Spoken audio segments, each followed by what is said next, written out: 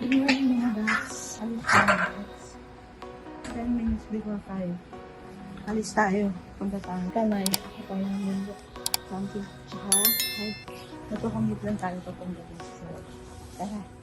Hi ulit mga Bax. So, nandito tayo right now sa terminal ng mga e-bus ng mga papuntang Antipolo at Baguio. So, yung isa na yan, napaalis. Antipolo yan. Kasi nung dumating kami dito, sabi nila, kuya, kakaalis lang daw ng Baguio. So, naman kaming 5 minutes na nakakarating dito. So, hintay lang tayo. A few inches later. Mga Bax, tara, sakay na tayo. May bus na.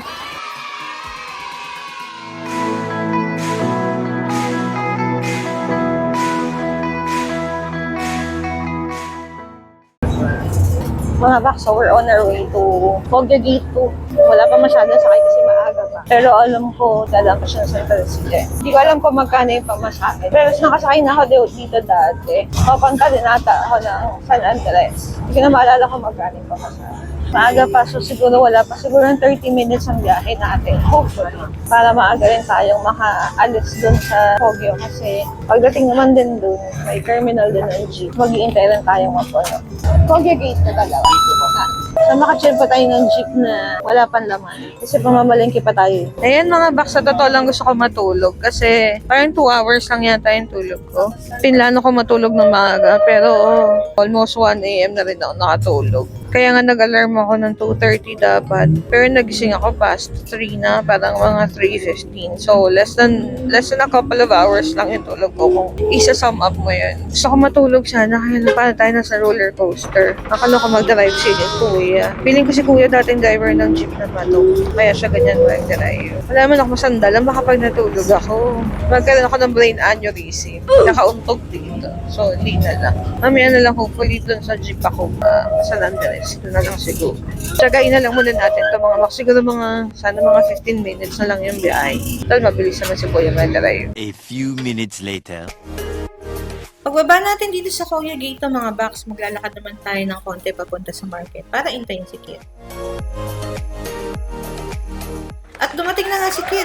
Nagkayaan na nga breakfast muna mga Bax dito sa food court ng Baguio Market.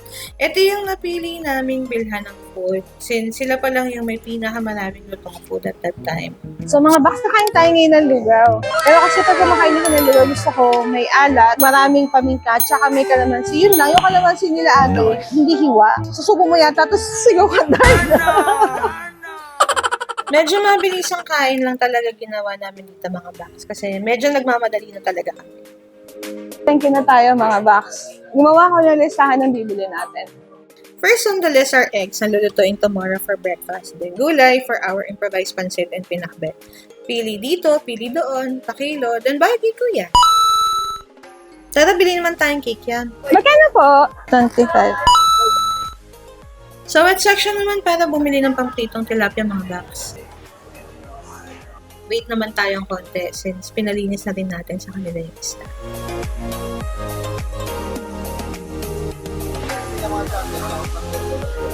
Giniling na baboy naman mga Bax. Nasa bibili natin mga Bax yung bigas. Okay mga Bax, so we basically crossed out everything on the list. Tapos, sakay na tayo ng jeep.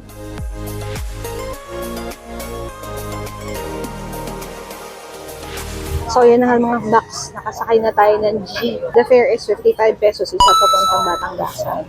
Pagbaba natin sa Batanggasan, sasakay pa tayo ng tricycle. Nagpupuno na lang yung jeep. Hindi ko alam kung ilanan to, pero mostly sinisiksik nila to. Pag siksik na siya, saka pa lang to aalis. Pero okay lang kasi maaga pa naman. So, malamig-lamig pa yung biyahe. Kahit may araw. Sana mabilis lang yung biyahe natin. Okay na mga Bax, paalis na tayo. Matapos ang mga pagkatalo-talo. Kasi nagagalit ng mga kasakay natin kasi sobrang sige. 1/4 na lang ng puwet nila. Masaya to Bax. Mga 1 hour na biyahe. Ingatan tayo ni paring Jess sa biyahe. Seriously. So, tara na. On our way to Batanggasan.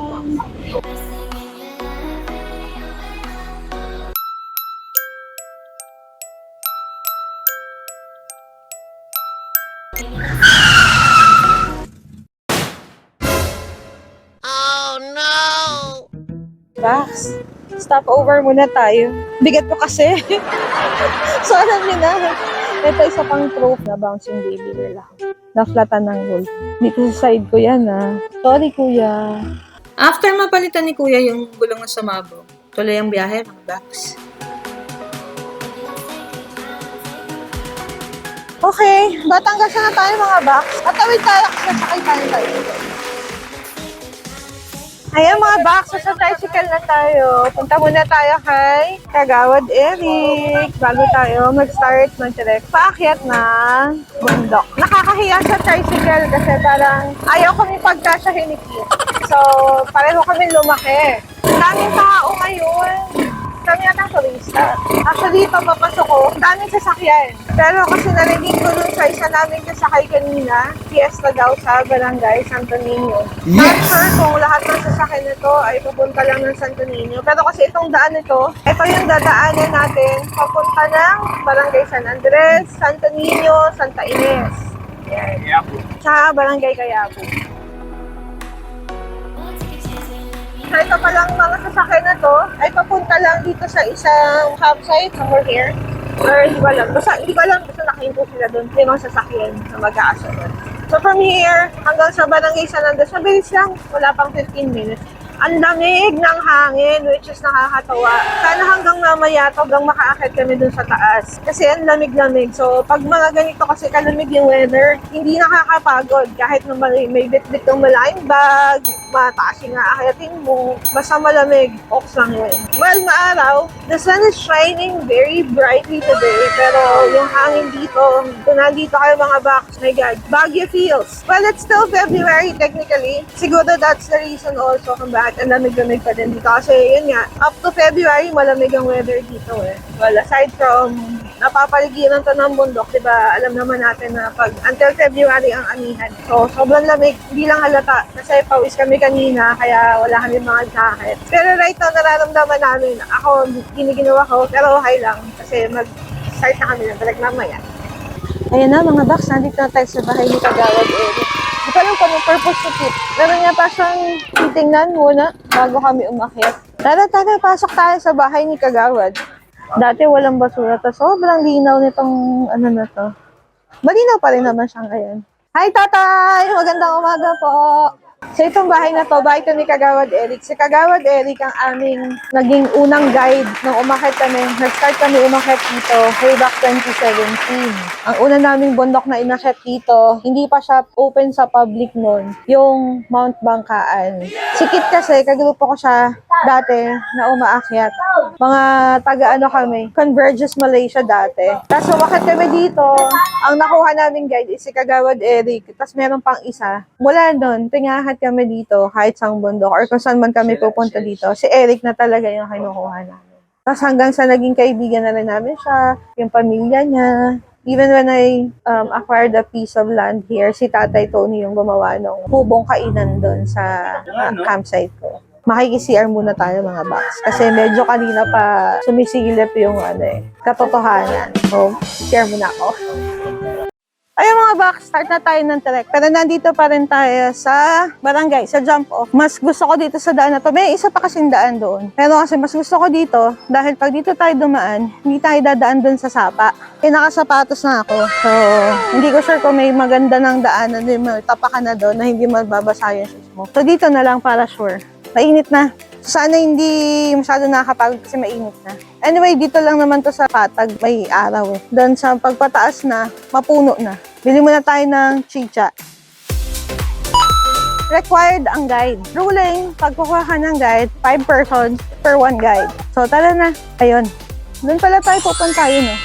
Nakikita niyo yung building na to, yung nasa likod niyang bundok. Yun, doon tayo pupunta, mga box. Dito muna tayo sa concrete na daan.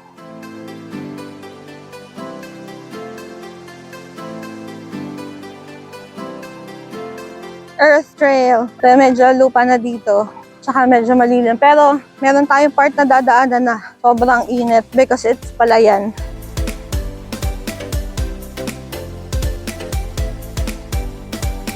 Ito na nga pala yung part na sinasabi ko kanina mga box, yung palayan.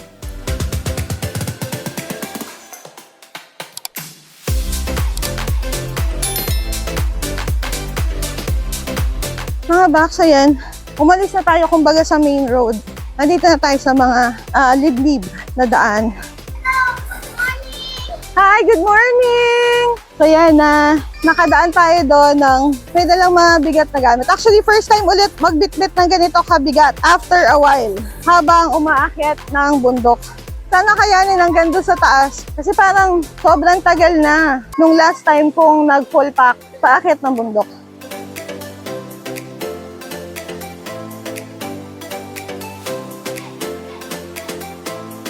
Take 5, mga backs. No, can do na. So, pumuna. Hi! Hi! Assume trek, mga backs. So, matcha-challenge na naman yata yung ating British short legs dito. Mga backs. Ang layo ng ano, layo ng hawakan sa apakan. Kit, intay!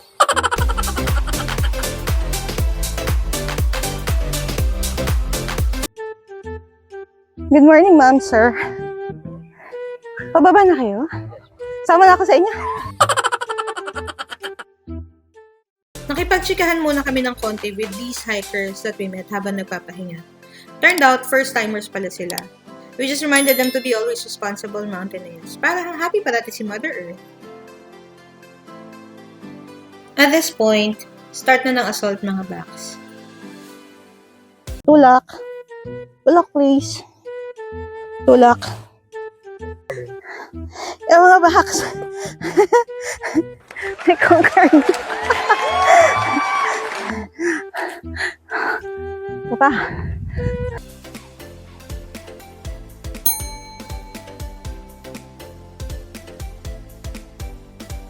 Matalag pa din tong dinadaanan namin, mga backs. Mga 30 minutes pa yata tong part na puro pataas yung inaakit namin daan.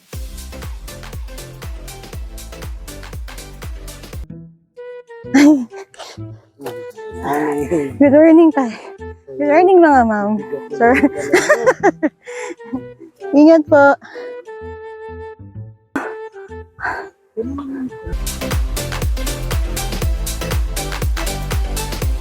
Ayun mga backs. Nagpahinga ulit tayo. Inaantok na ako. Actually, pag inaantok na ako, pag nag-climb ako, ibig sabihin, pagod na ako. Pagod na ako talaga. I'm not kidding. I'm being genuinely honest. Kasi ang tagal ko na talaga hindi nag-full pack tapos umakyat ng bundok. Yung akyat na magka-camp sa taas. Matagal na yung last na nagawa ko yun. Kailan ko? Tagal na nga. Last was, kami pa nung ex ko, nakagrupo namin ni Kito, 2018?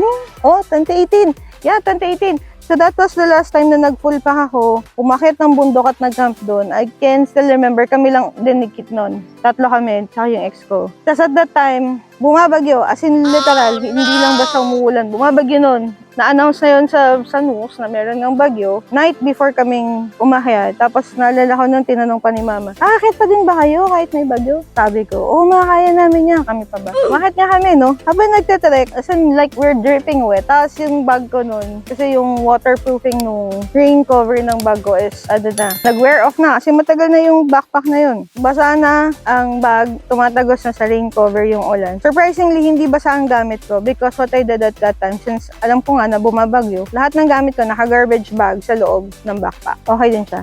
Everything's fine.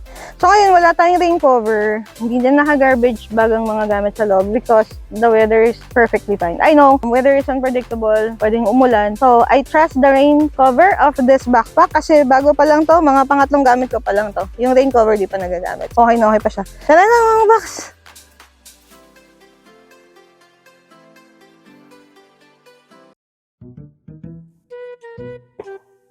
Makaloka naman tong mga... Parang mas matibay pa yung relasyon ni Mahal at ni Jimboy. Mount Makulay. Makita ba ako dyan?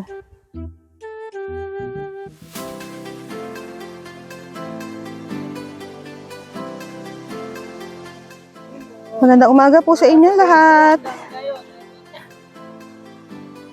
Break muna kasi pagod na talaga mga backs.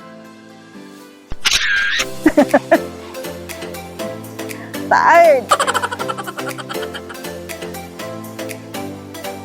After ng water break natin mga backs, Mga 20-minute stops na trek na lang to campsite. Yes! Yun nga lang mga box, sobrang init sa part na to kasi open trail siya.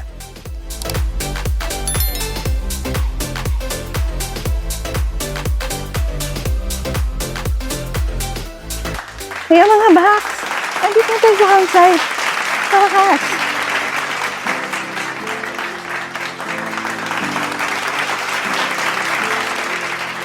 Okay, so yan, nandito na tayo.